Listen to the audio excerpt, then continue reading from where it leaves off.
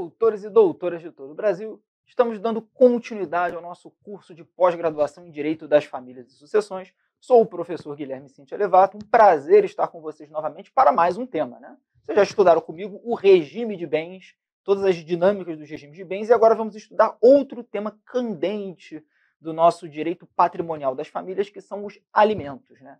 Alimentos no direito das famílias, frisando sempre, como aqui na nossa pós-graduação, porque das famílias, concepção plural de arranjos familiares, que é reconhecida pelo nosso ordenamento jurídico. São várias expressões, modalidades, formas, arranjos de famílias que são reconhecidos e chancelados pela ordem jurídica brasileira. Então a expressão ela procura ser abrangente, para não fazer distinção, não fazer exclusão e abraçar todas as modalidades familiares. Né? A expressão direito de família, embora ainda seja utilizada, tem uma carga mais antiquada, ultrapassada. Quando a gente fala direito de família, no singular, né, trazia sempre aquela ideia do seguinte, que é um arranjo familiar apenas, que é contemplado pela ordem jurídica, como era realmente durante a vigência do antigo Código Civil de 1916, em que a família, como unidade, como célula humana protegida pelo ordenamento jurídico, pelo direito civil brasileiro, só era reconhecida essa proteção à família matrimonial, ou seja, a família decorrente do casamento, formalmente falando. Abriu-se para as famílias decorrentes de uniões estáveis, e hoje em dia nós já temos a família anaparental, a família monoparental, o parentesco, a parentalidade socioafetiva cumulada com a parentalidade biológica. Então nós temos essa pluralidade de arranjos para festejar as famílias mosaico, as famílias paralelas, adotivas. Então, para festejar toda essa diversidade, todo esse verdadeiro, uma expressão que o pessoal utiliza muito sobre a diversificação cultural da população da cidade de Nova York, né, esse melting pot, né, esse grande caldeirão de misturas, sem preconceitos, sem distinções, sem julgamentos, a gente usa a expressão direito das famílias. Vamos estudar os alimentos no direito das famílias, portanto. Né? Porque também alimentos no direito das famílias, é importante frisar. Porque, assim, os alimentos são muito conhecidos realmente e acaba sendo um instituto jurídico que é muito associado à esfera, a essa área do direito das famílias.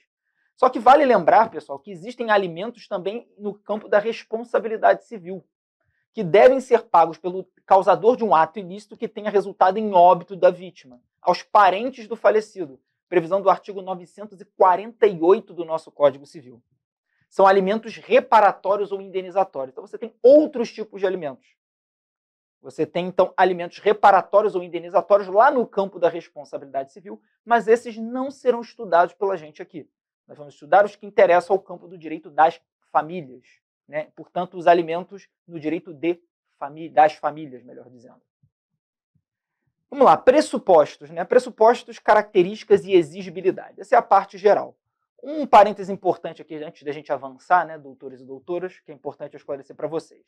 Né, quem acompanhou as minhas aulas no módulo de regime de bens, viu que eu ia fazendo sempre um cotejo, um paralelo, um diálogo entre as atuais previsões da nossa legislação, do nosso Código Civil, e novos dispositivos do projeto de atualização do Código Civil, que está hoje, né, quando vos falo, sob análise e apreciação do Senado Federal, né, já passou pela Câmara, está sendo revisado pelo Senado Federal. Ainda pode retornar com emendas, outras revisões, então assim, ainda é um processo longo pela frente.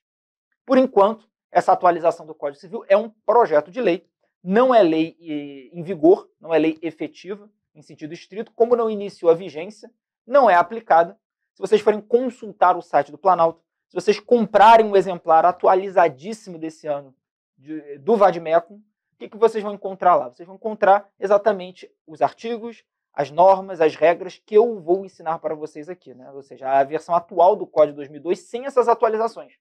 As atualizações ainda estão em debate, estão em processamento, estão em discussão. Só que muitas delas já refletem entendimentos majoritários, seja de jurisprudência, seja de doutrina, muitas vezes até teses com repercussão geral de STJ e de STF. Então a gente acaba trazendo aqui, pincelando dentro dos tópicos, olha, o que está por vir no projeto de atualização.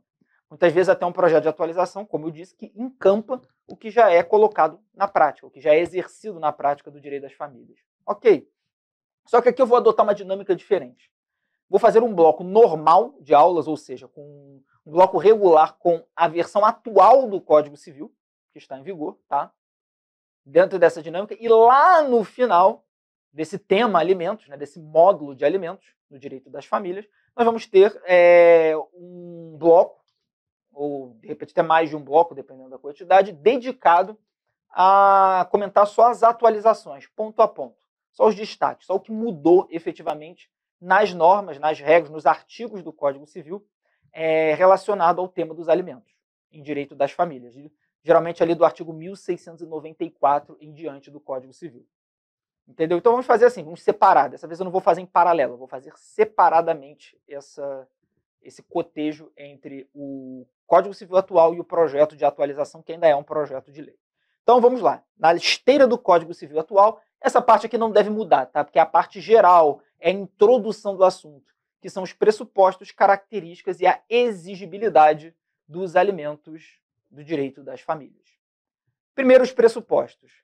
Perfil misto da situação subjetiva, doutores. É um direito patrimonial, os alimentos, mas com função e finalidade diretamente conectados à questão existencial. Afinal, a finalidade dos alimentos, os alimentos são previstos na nossa legislação para garantir a subsistência necessária à efetivação de uma vida digna ao ser humano que recebe esses alimentos, ao alimentado. E aí eu separei para vocês aqui alguns fundamentos do direito a alimentos nas relações familiares, né? Na doutrina, o professor Caio Mário da Silva Pereira, né, doutrinador, autor clássico do nosso direito civil, expõe, né, fala sobre essa ratio, né, essa mens legis do Instituto dos Alimentos no direito civil, dizendo que aquele que não pode prover o seu sustento pelo próprio trabalho não pode ser deixado à própria sorte, sendo dever da sociedade propiciar-lhe sobrevivência através de meios e órgãos estatais ou entidades particulares. Dentro dessa lógica, quais são os fundamentos? O que dá amparo, sustentação ao direito a alimentos nas relações familiares? Em primeiro lugar, o princípio da dignidade da pessoa humana, previsto no artigo 1º, inciso 3º da nossa Constituição Federal, que é o vetor norteador de todo o ordenamento jurídico, sob uma perspectiva de direito civil constitucional. Na verdade, é o pilar da nossa sociedade, é o princípio da dignidade da pessoa humana. Depois, o objetivo fundamental da República de construção de uma sociedade livre, justa e solidária, prevista no artigo 3º, inciso 1º da Constituição de 88. Afinal de contas, não existem, doutores e doutoras, verdadeira e efetiva liberdade, justiça ou solidariedade, sem que cada pessoa tenha acesso ao mínimo de recursos materiais para garantir a sua subsistência, a sua sobrevivência, a sua mantença em condições dignas. Toda essa explicação que eu dei para vocês decorre de uma concepção chamada patrimônio mínimo, que é um conceito cunhado, defendido e muito bem ilustrado pelo professor Luiz Edson Fachin. Luiz Edson Fachin, atualmente, né, eminente membro de corte superior. Né? Então é isso. Conteúdo material dos alimentos. Essa pergunta os alunos me fazem bastante. Conteúdo material dos alimentos. Professor, tá, a gente fala o tempo todo alimentos, tudo bem. Alimentos, eles vêm na forma de dinheiro, né? Eles são uma prestação pecuniária, né? Você tem um valor, uma soma em dinheiro que é transferida, é depositada em favor de alguém, de um beneficiário, ok. São dinheiro, não é dinheiro puro e simples, tem um valor ali, X reais. Ok. Mas ele é um dinheiro que cumpre uma finalidade, como o senhor até comentou, olha, garantir a dignidade da pessoa humana, materialização do princípio da dignidade da pessoa humana, garantir o princípio da solidariedade social, que não é a solidariedade das obrigações, mas é aquela solidariedade realmente das pessoas terem prestarem auxílio, suporte material umas às outras em momentos de dificuldade na sociedade, em especial dentro dos núcleos e células familiares. Então, você vê que esse dinheiro ele tem um propósito, esse dinheiro que constitui os alimentos. Mas como é que eu vou direcionar, como é que eu vou fiscalizar, supervisionar e poder julgar e afirmar que realmente os alimentos eles estão cumprindo a sua destinação, a sua função, a sua finalidade, ou estão sendo desviados para gastos não relacionados à subsistência, mantença e dignidade humana? Olha, o conteúdo material dos alimentos é uma dica que eu dou para vocês de cunho prático. Basta vocês olharem o catálogo de direitos sociais do artigo 6º caput da Constituição de 88. Todos aqueles direitos sociais que são enumerados no caput do artigo 6º da Constituição de 88, eles são, qualquer gasto relacionado à promoção desses direitos, à efetivação desses direitos sociais, pode ser considerado um gasto de caráter alimentar. Né? Então, assim, se determinado alimentando recebe uma verba alimentar e gasta esse dinheiro, gasta essa quantia com a promoção e efetivação de qualquer desses direitos sociais enumerados no caput do artigo 6º da Constituição de 88, pode-se dizer que os alimentos estão cumprindo a sua função social. Quais são esses, aqui exemplificativamente, quais são esses direitos, né, sociais? Educação, saúde, alimentação, trabalho, moradia, transporte, lazer, segurança, previdência social, proteção à maternidade e à infância, assistência aos desamparados. Bom, e a outra parte formal que a gente tem que ver nos pressupostos são os sujeitos da relação jurídica, né? Uma relação jurídica de prestação de alimentos tem dois polos, um polo ativo, um polo passivo. Tem dois lados, alguém que paga os alimentos e alguém que recebe os alimentos. Então, de um lado, eu tenho o alimentando, que é o credor dos alimentos, é aquele que solicita, que requisita, que pleiteia os alimentos, que precisa dos alimentos. E o alimentante, que é o devedor, que é aquela pessoa que tem a obrigação de pagar os alimentos a outrem, no caso, ao alimentando credor. O projeto de atualização, às vezes assim, é tipo bicho carpinteiro, né, gente? A gente não resiste a fazer um comentário ou outro. Então, o projeto de atualização, ele prevê justamente o seguinte, extirpar essa linguagem, essa expressão credor e devedor. Porque credor e devedor realmente são termos muito associados ao direito patrimonial, puramente dito. Enquanto aqui nós estamos falando de relações existenciais, estamos falando de subsistência, de dignidade da pessoa humana. Então, entende-se ser uma expressão mais adequada chamar cada uma das partes na relação de alimentos de alimentando, aquele que recebe e pleiteia os alimentos, e alimentante, aquele que tem a obrigação de pagá-los, ao invés de chamar simplesmente de credor e devedor, como a gente faz com qualquer tipo de dívida. Por exemplo, dívida de empréstimo, dívida de financiamento, dívida de pagamento de preço, a gente coloca lá, credor, devedor. E aí você vai colocar no mesmo balaio, na mesma seara, uma situação que tem um híbrido e tem uma finalidade precípua muito mais forte de situação existencial, né, de questão existencial, que são os alimentos, no mesmo balaio de um contrato, de uma obrigação, enfim, de um negócio jurídico que tem intuito meramente patrimonial. Por mais que exista aquele princípio, aquela premissa sempre de se funcionalizar as relações patrimoniais, voltando-as à realização dos aspectos existenciais das pessoas envolvidas. Ok, isso é verdade, e de toda a sociedade, isso é uma verdade, mas isso não retira de determinadas situações um caráter eminentemente patrimonial. Por mais que se tenha essa funcionalização defendida pelo direito civil constitucional, em especial pelo nobre jurista italiano Pietro Perlingeri. Mas vamos lá, então. Pressupostos, né? Que a gente está vendo. Ainda seguindo nos pressupostos. Outro pressuposto interessante aqui é o binômio possibilidade e necessidade. Isso aqui, doutores e doutores, vocês não podem esquecer, tem que ficar gravado na memória de vocês. Falou em alimentos, o primeiro exame, o primeiro estudo, a primeira avaliação que vocês vão fazer é esse binômio, possibilidade e necessidade. Possibilidade de quem? Possibilidade de quem tem a obrigação de pagar, do alimentante. Necessidade de quem? Do alimentando, daquele que precisa receber e pede os alimentos. A professora Maria Berenice Dias e o professor Flávio Tartucci defendem que, na verdade, essa estrutura não seria só um binômio, seria um trinômio. Possibilidade, necessidade e proporcionalidade. Eles incluem a proporcionalidade, Maria Berenice Dias e o professor Flávio Tartucci. Essa quantificação deve viabilizar a dignidade da pessoa humana, mas sem gerar enriquecimento sem causa da parte alimentanda. São os pesos fundamentais da balança do magistrado, né? Possibilidade, necessidade. Já o professor Paulo Lobo, ele coloca um terceiro elemento no tripé também, mas não é a proporcionalidade. E sim, segundo o professor Paulo Lobo, seria possibilidade, necessidade e razoabilidade dos alimentos.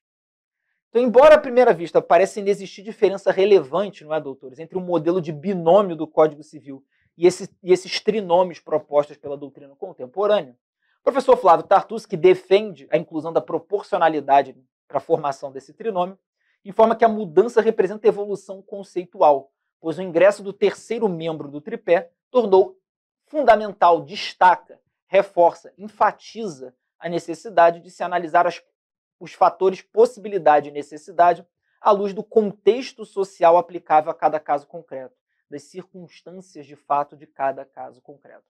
Então a ideia interessante explicada pelo professor Flávio Tartucci é isso. Olha, por que um trinômio não apenas um binômio? Tudo bem, os fatores proporcionalidade e necessidade têm que ser ponderados, têm que ser equilibrados, sopesados.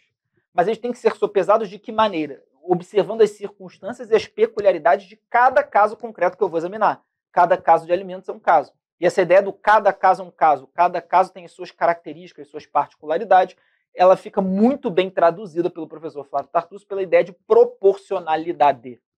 Né? Por exemplo, se eu tenho um genitor, né, que abandona o lar e está sendo cobrado de alimentos em favor da filha menor e até em favor de ex-cônjuge, e recebe um salário mínimo de renda mensal, e outro que recebe 20 salários mínimos de renda mensal, aí já tem a proporcionalidade. O valor da pensão, tanto em alíquota, né, quantos por cento dos rendimentos, quanto até o valor nominal em si, né, ao final da aplicação da alíquota, do percentual, não vão poder ser rigorosamente iguais, porque as rendas, ou seja, as possibilidades desses alimentandos são diferentes. Desalimentantes, desculpa. As possibilidades financeiras e econômicas desses alimentantes são distintas. Então tem que ter uma proporção. Mas não quer dizer que são distintas. Ah, tudo bem, o que recebe 20 salários mínimos de renda tem que pagar mais do que o que tem um salário mínimo, claro. Mas não pode ser, aí vem a ideia de proporção, mas não pode ser R$100 a mais. Entendeu? R$100 é muito insignificante, observando que a proporção de quanto um tem de rendimento mensal e quanto o outro oferece de rendimento mensal. Então é isso que ele fala sobre a proporcionalidade, que o professor Paulo Lobo coloca como razoabilidade. Né? Proporcionalidade e razoabilidade realmente são conceitos mais afeitos ao direito constitucional, mas que são de uma distinção muito complicada. Né? Tem debates e mais debates na doutrina, existem doutrinadores que entendem que são sinônimos, existem doutrinadores que marcam as diferenças, mas são diferenças muito sutis. Existem conceitos distintos sobre quais são as diferenças entre a ideia de proporcionalidade e a ideia de razoabilidade. Então, vamos avançando. O importante é binômio, possibilidade e necessidade, pensando sempre nessa ideia. Essa ideia do tripé, hoje, ela é doutrinária. Está em discussão ainda no projeto de atualização se vai ser incluída alguma referência no texto do Código Civil que remeta à terceira perna, da proporcionalidade ou da razoabilidade. Mas, hoje é um binômio, possibilidade, necessidade. Né? Inclusive, isso fica claro na dicção do artigo 1694, o primeiro que abre o tema dos alimentos no direito das famílias. Olha o parágrafo primeiro aqui. Os alimentos devem ser fixados na proporção, por isso que se fala em proporcionalidade, na proporção das necessidades do reclamante e recursos da pessoa obrigada, ou seja, a possibilidade da pessoa obrigada. Então você vê que, na verdade, interessante que a professora Maria Berenice Dias e o professor Flávio Tartucci exploram bem a literalidade da norma, porque o 1694, parágrafo 1º, ele fala em proporção, necessidade do reclamante e recurso da pessoa obrigada, que seria a tradução da possibilidade. Então você tem proporcionalidade, necessidade, possibilidade. Aqui, ó, vou até escrever para vocês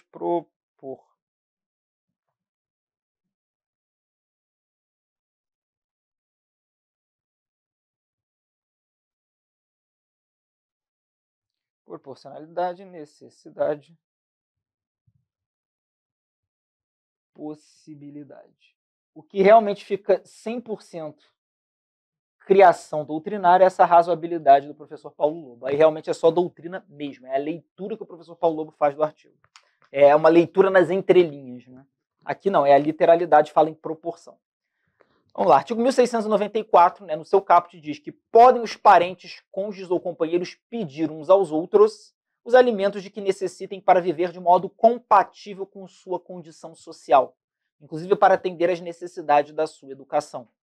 Parágrafo 1º, como a gente já comentou, os alimentos devem ser fixados na proporção de necessidade do reclamante e recursos da pessoa obrigada. E o parágrafo 2º, que os alimentos serão apenas os indispensáveis à subsistência, quando a situação de necessidade resultar da culpa de quem os pleiteia, que é outro dispositivo muito interessante, né, que a gente ainda vai ver com mais calma. Então, o interessante é o seguinte, no caput, deve abranger essa obrigação de alimentos, essa relação de alimentos, né, de receber alimentos, tanto o ex-cônjuge, como o ex-companheiro, ou até o filho que tem condições laborais, mas não consegue uma vaga de emprego para desempenhar a profissão, ou ainda está em formação educacional para ingressar no mercado de trabalho. Isso é importante. STJ, Jurisprudência em Teses, edição 65 de 2016. A fixação da verba alimentar tem como parâmetro o binômio necessidade do alimentando, possibilidade do alimentante. Olha o binômio aí. O STJ fala expressamente no binômio na sua jurisprudência em teses. Insuscetível de análise em sede de recurso especial por óbice da súmula 7 do STJ. Isso é tranquilo. Por quê? Explicação básica, tradução básica dessa jurisprudência em tese do STJ. Seguinte, como é que a gente faz a demonstração do cabimento dos alimentos? E principalmente a dosimetria dos alimentos e a sua fixação, o quantum debeatur, né, o quantum devido. Como é que a gente faz isso? Ora, mediante juntada e exibição de provas. Mediante relato de verossimilhança dos fatos. Então é a narrativa da história e a documentação que você vai juntar.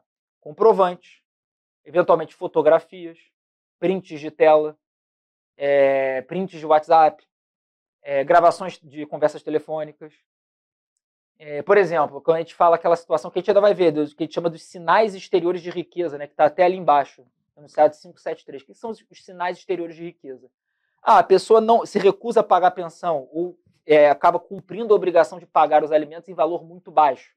E aí você vê as fotos nas redes sociais dessa pessoa que diz que é o que eu posso pagar, é o que eu consigo, é o limite da minha possibilidade. A pessoa está lá em Dubai, assistindo, está lá nos Estados Unidos, 2 meses assistindo todos os jogos da Copa Mundial de Clubes, e está ali esbanjando dinheiro, andando de Ferrari, de Maserati, pô. Assim, não está condizendo o que ele diz que é a possibilidade com o que ele exterioriza nas suas redes sociais, com o que ele publica da sua imagem em relação à questão financeira. Ele transmite a mensagem que tem muito mais dinheiro do que ele está ali pagando em termos de pensão alimentícia, né, de alimentos ao seu filho alimentando, por exemplo, ou ex-cônjuge, enfim, ex-companheiro. Mas como é que eu faço essa prova? Exatamente, são fotos, são vídeos, são documentos, comprovantes, recibos, comprovante de despesa também, para mostrar a necessidade do alimentando, né? Ou seja, o alimentando tem o quê, por exemplo? Fatura lá com boleto da matrícula da escola, boleto da mensalidade escolar, boleto de material escolar, comprovante lá de pagamento de compras de mercado do mês, pagamento de curso, por exemplo, de línguas, pagamento de curso de esporte, de academia assim, no sentido de exercício físico, né, que faz parte também da saúde da criança, enfim, do jovem, mensalidade de faculdade, se for uma faculdade privada. Então, assim, são tudo documentos. Comprovante de pagamento do aluguel, recibo de pagamento de aluguel, comprovante de pagamento de conta de luz, conta de gás, conta de água. Então, assim, isso tudo é documentação, ou seja, é questão fática. É questão fática. É matéria de fato. E, portanto, não pode ser reexaminada pelo STJ, justamente por óbice da súmula 7 do STJ, que veda que matérias de fato sejam reapreciadas pelo STJ. Elas devem ficar adstritas, circunscritas à análise pelo Tribunal de Justiça, no máximo. Né? Tribunal de Justiça, ou, enfim, TRF, né, se for matéria federal. Mas nos tribunais superiores, STJ, e o STF também, mas em primeiro lugar o STJ, ele só discute matéria de direito. O STJ só se pronuncia sobre aplicação de matéria jurídica relativa à lei federal. Ponto.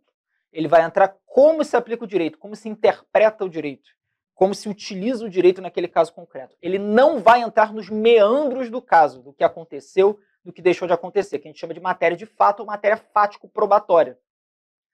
Por exemplo, existem as alegações, os relatos. Olha, no dia tal, aconteceu isso, houve abandono do lar, houve o divórcio no dia tal, e aí surgiu a obrigação de pagar alimentos, e tem essas despesas aqui, e se não pagar os alimentos não há outra fonte de renda, ou é necessário para complementar uma renda que é muito pouca, e aí não consegue a subsistência, conforme comprovantes anexos, ou seja, isso tudo é o relato da história, isso tem que estar consolidado e fechado, no máximo no 2º grau de jurisdição, no máximo na 2ª instância.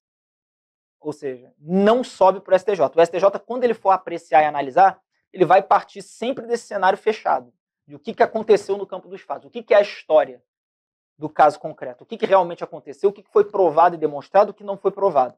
E a partir dali, ele vai analisar e vai determinar como se dá a aplicação das normas jurídicas àquele caso concreto com aquela moldura, com aquele desenho. Mas ele não vai alterar a moldura, ele não vai alterar os fatos, ele não vai revisar fatos. Ele vai revisar provas produzidas. Ele pode até revisar as provas no sentido de analisar e tirar uma conclusão diversificada das instâncias inferiores em relação a provas que foram trazidas lá na outra instância. Mas ele não vai pedir novas provas, não vai desconstituir provas, salvo-se ilícitas, né? Enfim. Então essa matéria de fato e probatória não pode ser reexaminada pelo STJ. Consequentemente, fixação de verba alimentar, considerando esse parâmetro da possibilidade e necessidade de ser demonstrado no campo dos fatos e das provas. Portanto, não é suscetível de análise em recurso especial pelo STJ, óbice da súmula 7 do STJ. Enunciado 573, que eu já até adiantei, né? Sexta Jornada de Direito Civil do Conselho da Justiça Federal diz que na apuração da possibilidade do alimentante, observar-se-ão os sinais exteriores de riqueza.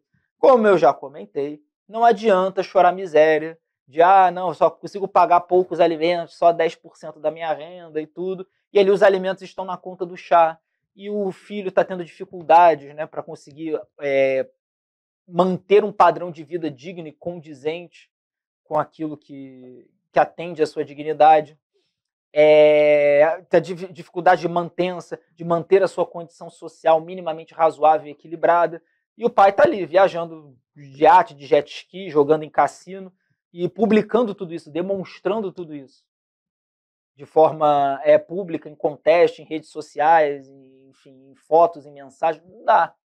Entendeu? Os sinais exteriores de riqueza podem ser usados contra o devedor de alimentos, contra o alimentante, claro.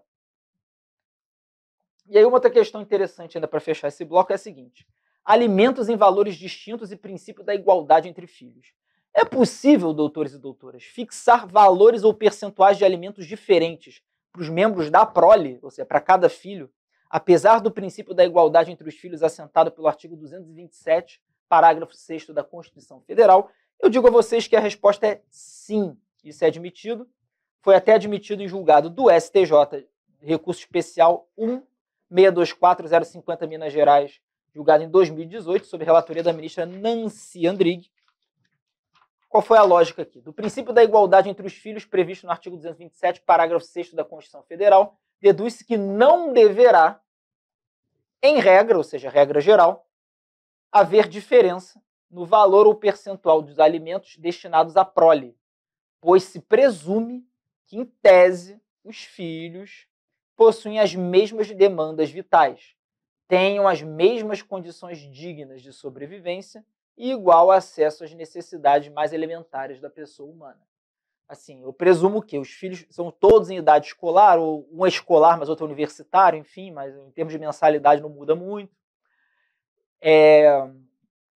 Entendeu? Então todos têm que ter esse igual acesso. Todos vão estudar, sejam uns mais avançados, outros menos, pela questão da idade, mas uma hora também aquele que é mais novo vai chegar no nível do mais velho, o mais velho vai passar para outro nível normal, mas todo mundo vai fazer um ciclo educacional igual, todo mundo vai ter que comer, todo mundo vai ter que se vestir, todo mundo vai ter que dormir, todo mundo vai ter direito a lazer. Então, assim, a presunção é essa, quando você fala em filhos, seja 1, 2, 3 ou 10, presume-se, olha, a princípio é todo mundo igual.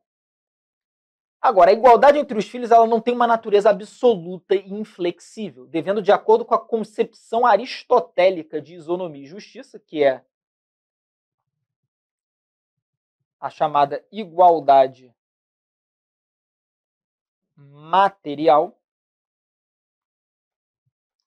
tratar-se igualmente os iguais e desigualmente os desiguais na medida de suas desigualdades, de modo que é admissível, sim, fixação de alimentos em valor ou percentual distinto entre os filhos, se demonstrada a existência de necessidades diferenciadas entre eles, ou ainda de capacidades contributivas diferenciadas dos genitores, que já é uma outra parte, mas a questão da necessidade diferenciada entre eles. Agora, se eu tenho um filho portador de uma síndrome gravíssima, de uma doença gravíssima, que demanda um tratamento contínuo, permanente, caro, com medicação, e outro filho com nenhum problema de saúde, obviamente eu vou precisar de alimentos maiores para custear o filho que precisa ter um acompanhamento de tratamento médico de saúde durante toda a vida do que o outro que não tem nenhum acompanhamento. Porque se bobear, nem plano de saúde precisa. Assim, na prática, né, gente? É recomendável ter o plano de saúde, mas vamos ser sinceros, né? Só para colocar bem a disparidade. Então eu não posso, se eu colocar exatamente ali, centavo por centavo, o mesmo percentual, a mesma alíquota de alimentos para um filho e para o outro, para um que tem tratamento contínuo e outro que não tem tratamento nenhum, eu não vou estar sendo igual, eu vou estar promovendo a desigualdade. Porque eu vou deixar um desamparado e o outro amparado. De repente, os alimentos para aquele filho que não precisa de tratamento nenhum vão sobrar, vão ser até excedentes, vai estar confortável para ele, para o outro vai faltar. Então, qual é a ideia? A concepção aristotélica de isonomia e justiça, o conceito de igualdade material, que também decorre da nossa Constituição Federal, que é o seguinte: tratar igual aos iguais e desigual aos desiguais na medida da sua desigualdade. Então, claro, eu vou ponderar. Educação, ok, é igual. Alimentação, por mais que tenha aqui a diferença outra de tipo de alimentação, um tem uma dieta mais restrita, outro menos, mas vamos colocar que no todo, em termos de valor de despesa, é praticamente igual. Educação, ainda que tem um detalhe ou outro, praticamente igual. Vestuário, lazer, vão fazer os mesmos programas, ok, é verdade. Ou pelo menos ter a mesma quantia financeira para fazer os seus programas de acordo com os gostos de cada um, ok, tudo bem. Agora, a parte de saúde, um não tem despesa, o outro tem uma despesa altíssima e contínua. E aí eu vou ter que desequilibrar, não, eu vou ter que proporcionalizar. E aí eu vou ter que estabelecer alimentos diferentes para um filho. Para o filho de tratamento de saúde, um alimento maior do que para o filho que não faz nenhum tratamento de saúde contínuo, evidentemente. Então já existe essa questão. Só que o STJ, que ainda foi além, também falou sobre, sobre valores diferentes de alimentos de acordo com as capacidades contributivas diferenciadas dos genitores. Então, sendo apurado que havia maior capacidade contributiva de uma das genitoras em relação à outra, é justificável que se estabeleçam percentuais diferenciados de alimentos entre os filhos, especialmente porque é dever de ambos os cônjuges contribuir para a manutenção dos filhos na proporção de seus recursos. Existe uma situação que é a seguinte, né? Hoje em dia, eu falo, por isso que o direito das famílias está muito plural, muito complexo, né? Porque o ser humano não é complexo.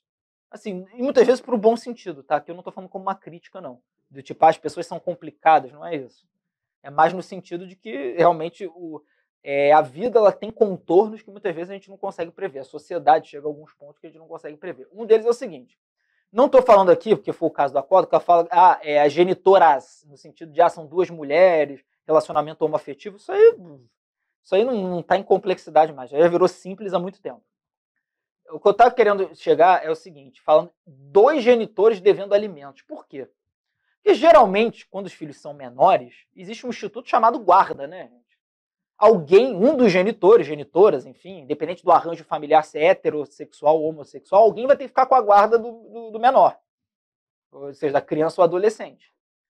Então alguém vai ficar com a guarda, aquele que fica com a guarda, claro que ele custeia as despesas, ele arca com despesas, ele também tem obrigação financeira, mas ele não faz uma transferência, um depósito de alimentos, ele não paga alimentos, ele só custeia as despesas do menor que está sob a posse direta dele, colocando até um termo bem patrimonial, bem chulo, está na posse direta dele. Ponto. Ele que está cuidando. Agora, existe o outro que está distanciado, que não tem essa posse em relação à criança ou adolescente, mas que tem a obrigação de contribuir, sim, financeiramente, dar o suporte, material, inclusive, para despesas de saúde, educação, alimentação, lazer, básicas, ok. E esse sim, esse vai pagar alimentos, já que ele não consegue, muitas vezes, estar presente por não ter a titularidade do exercício da guarda, pelo menos ele custeia, ele ajuda na parte financeira. Ok. Só que nesse caso aqui, ambos falando de parte financeira, das duas uma, ou realmente o caso concreto se refere a uma criança ou adolescente, ou seja, menor de idade, que está na guarda de uma delas, de uma genitora, e a outra deposita alimentos, e aqui se fala em alimentos, existe um conceito lato sensu de alimentos, que compreende também as despesas custeadas, financiadas e pagas pelo aquele genitor que está na guarda do menor de idade. Então você tem alimentos de quem paga as despesas no dia a dia exercendo a guarda e alimentos de quem paga pensão. Ok. E aí entende-se que quem tem maior capacidade, um tem maior capacidade contributiva que o outro, então vai pagar mais do que o outro, vai custear mais do que o outro vai depositar e vice-versa. Ok. Ou vice-versa. Ok, não tem problema.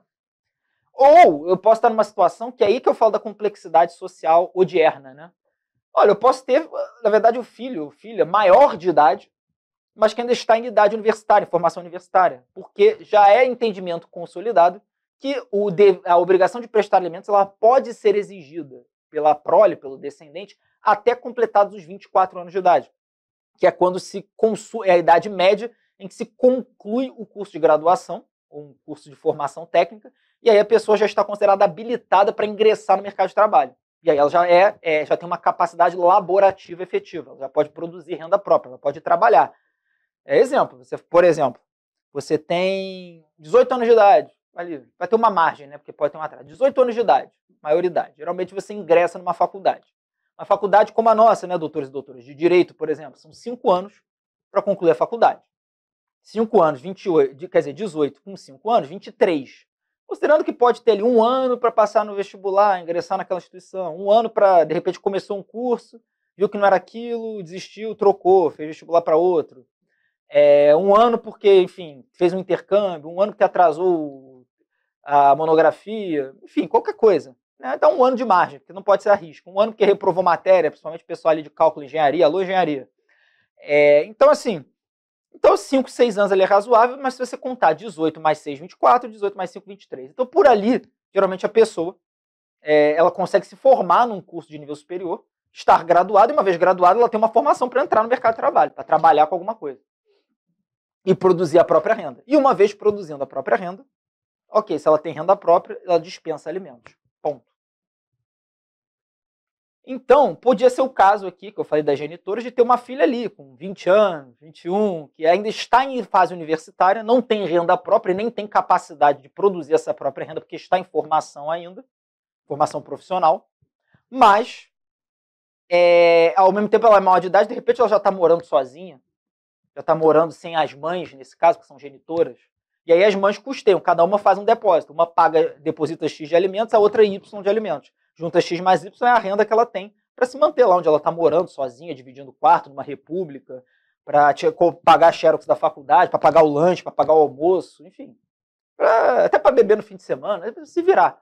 É a renda dela. Até ela se formar.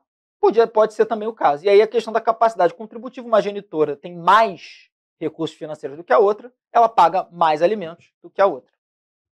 Então são as duas perspectivas que eu trouxe aqui para esse julgado, né, para a gente refletir.